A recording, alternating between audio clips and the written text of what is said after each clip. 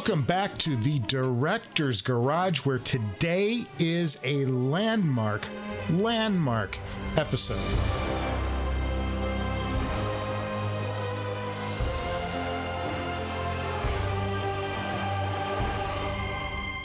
Today is our first Linsoul What's in the Box. Linsoul gives us terrific sounding gear out of China.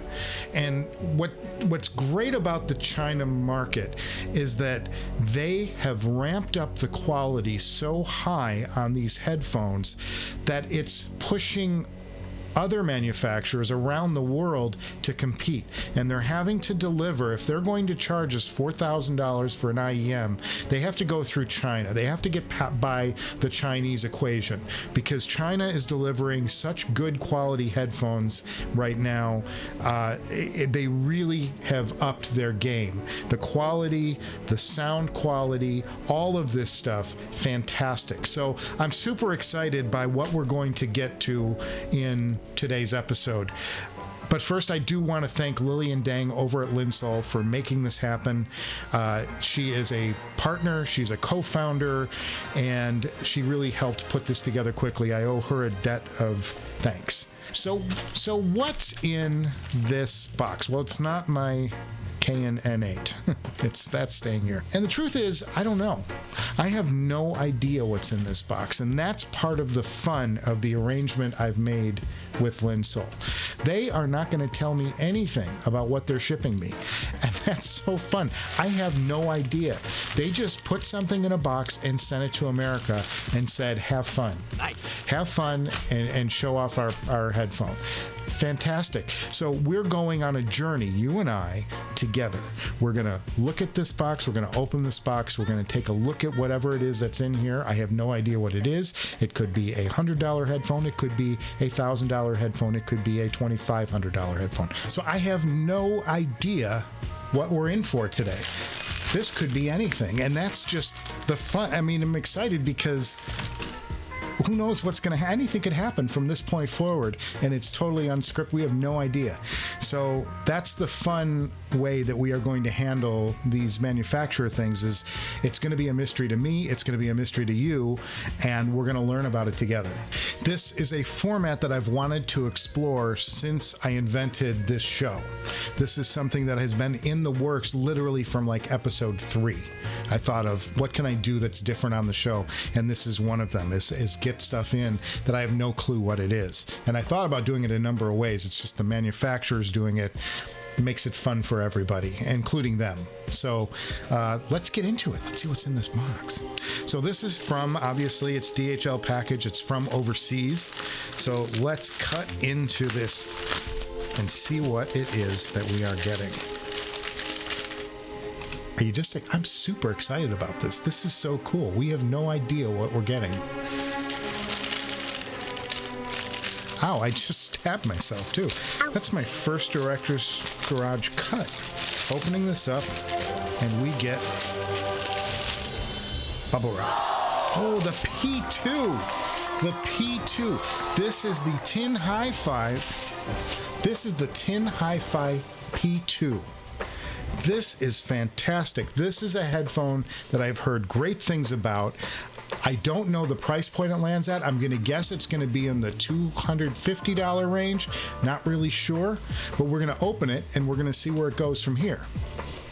I've heard about these. You know, I've heard about these, and I think these are planers.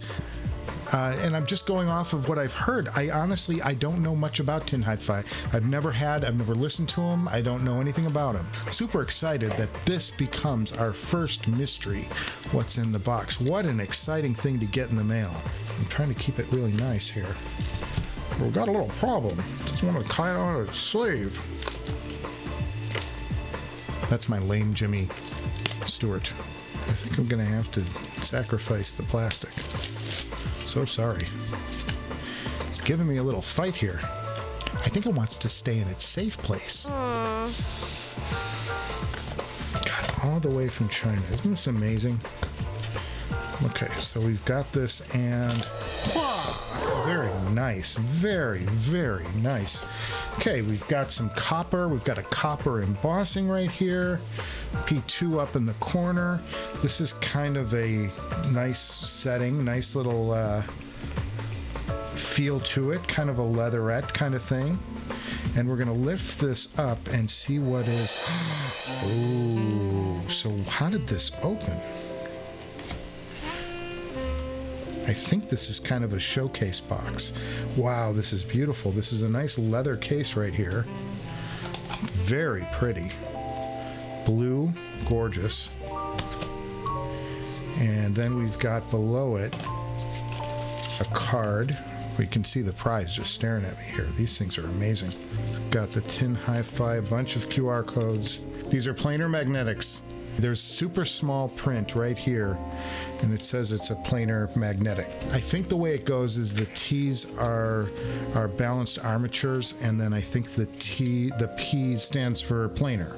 So what that should make me expect, because I really don't know what to expect, is it should be a very fast headphone. There should be a lot of speed in these. So okay, so we're digging deeper in the box, and I think that's about as... Oh, we get a drawer. Look at this little drawer. So we'll pull the drawer out, and that should get us... Oh, tips. Look at this arrangement. This is a nice set of cables. You've got a 4-pin, so it's a 2.5 down to a 3.5, and then you've got the 4.4 from the 2.5 to go into like my Canon N8 here, which I think we're going to need, because I think we're going to need some power for a planar dynamic, I would think. And so let's go back down here. This must be the cable down here, I'm imagining. Let's take a look. Open this up. Oh, and it's a beautiful cable. It's a gorgeous cable. Look at that. Have a bit of a recessed 2-prong on them. We'll do the B-roll. You can see gold, though. Got a gold plating there. The cable quality has been upped. And this is an 8-wire. Folks, this feels like an 8-wire to me. I think this is a thin 8-wire cable down to a 4-wire braid. This is a gorgeous, gorgeous, very expensive feeling cable. Okay, so we have a lot of stuff here, and I'm going to clean up a little bit, and then we'll go to a sound check. Nice leather case. I'm going to make one criticism off the bat with these, and that's the color coordination is not happening. And these are meze-like in they are, except for this gorgeous roughed out back on them. Boy, that's really striking. Very different look to a headphone. Got to appreciate that these manufacturers are putting so much thought into the headphone design and the quality of the headphone. They're not all looking like cookie cutters one-offs. Everybody's got a little niche they're working right now. If I had a complaint off the bat, this is a dark blue, and then you've got the silver working on the headphone, which is clearly marked, thank God. And then you've got copper. I mean, these are like a clash of colors to an nth degree. So if I were working for Tin HiFi, I would recommend, instead of going with a copper, go with a silver braided copper or silver plated copper to get the colors more aligned, you know. We'll put this drawer back in and we'll clear the deck and get a first impression on these. Okay, very cool. On the back, I'm going to show you on the back of the box, in this little hidden flap here, you get a frequency response right here, and it looks very flat. It's going to be very interesting to hear what these things sound like.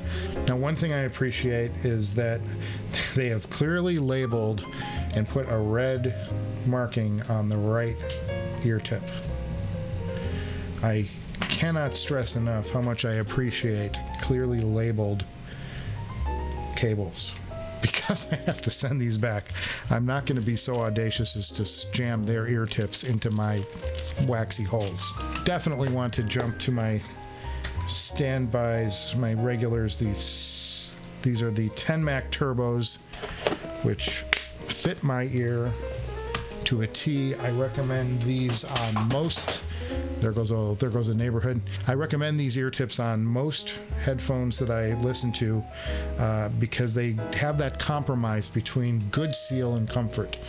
And I don't care how good a headphone is, if it's painful to have in your ears, I'm not interested. These are a very well-built pair of headphones, and they're metallic, they're entirely metal, and they have a very high-end feel to them. And knowing that they're planar magnetics, I'm very interested to know how they go. The fit is very comfortable. I would say they're not the best ceiling in the world. They're not blocking out a whole bunch up of the room noise. I've had others that have done perhaps a better job. And I'm going to drive these right off the bat off of the Canon N8. And we'll go high power on these. These are going to need a little bit of juice beyond what a typical in-ear would sound like. Oh, these are beautifully detailed.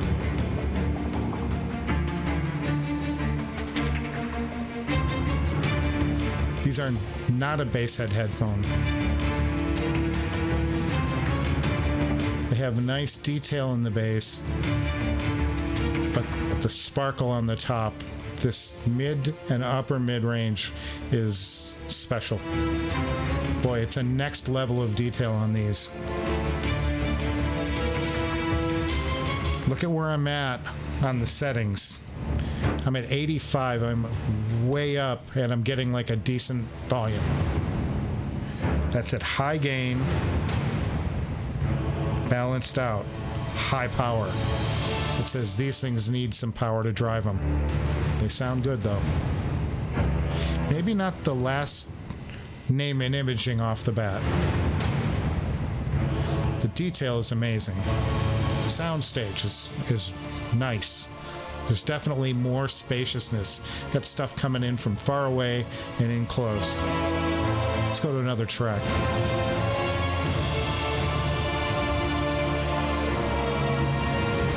It's a very fast headphone. The leading edge of the waveform, you can just, it's tight. This headphone gives you moments.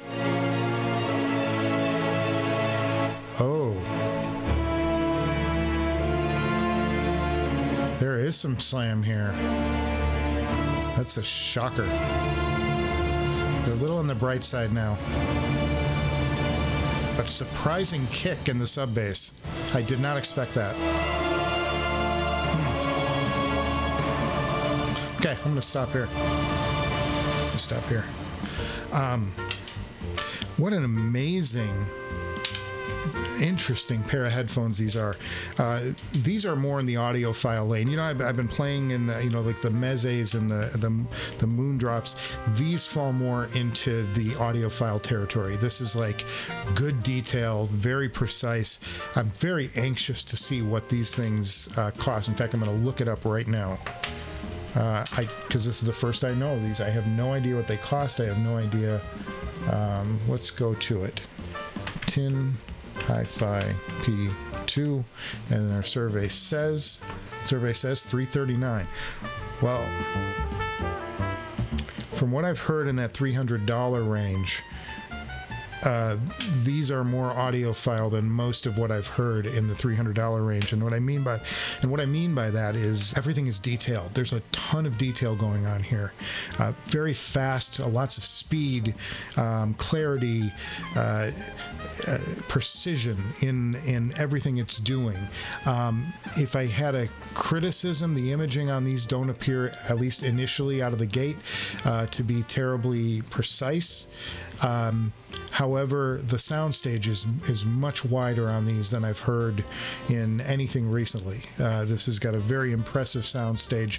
Not my favorite choice for going copper with a silver headphone, but the quality of the cable is, boy, at this price point, peerless. Boy, if you handed me this, I would say, yeah, this is probably a $600-700 cable, and it's not. It comes at a $339. Boy, for that alone, this is probably a pretty good package. Love the design. We'll have the B-roll in there. Really fascinating fascinating set, and I want to spend some time with these and give them a thorough run through and listen. We'll do a sound check on these, and then we will definitely have a shootout. I think the Meze is a good place to start with a shootout on these. Definitely want to put these up against the Mest and see what that sounds like. So thank you to Linsoul for sending out some impressive headphones out of the gate anyway, that are going to give us some material to go through, and some great nights of listening ahead as we try to assess where these fall. Most of what I've been listening to in this price range has been in the fun tuning. Lots of bass, the mids are recessed slightly, and then they pop back into the treble. And this is a more linear sound, but it's an extension into the sub bass that I didn't expect. And the treble is super clear. The clarity on these headphones is amazing. So more fun ahead with the Tin HiFi P2. And again, thank you to Linsoul for sending these out to us to review. So make sure you like and subscribe so that we keep these wonderful products coming in from around the world now. We're worldwide. Director's Garage. So lame. But I also have a mega stupid idiot purchase ahead in an upcoming episode, and so the craziness has not stopped in that regard. And then I also have a user review, which maybe we'll do this. A user out in New York is sending me a pair of his prized headphones, in-ears, and I think that they would maybe go up against these pretty nicely. I don't know. We'll have to hear. So that's coming up too. We've got a very busy time coming up in the month of January, and it's funny because a week ago I had no idea what my next episode would be. I didn't have any material. So suddenly I've got a lot of stuff in-house. There's Holly saying hello. It's dinner time. I'm going to go feed Holly, and I will be back with you before you know it.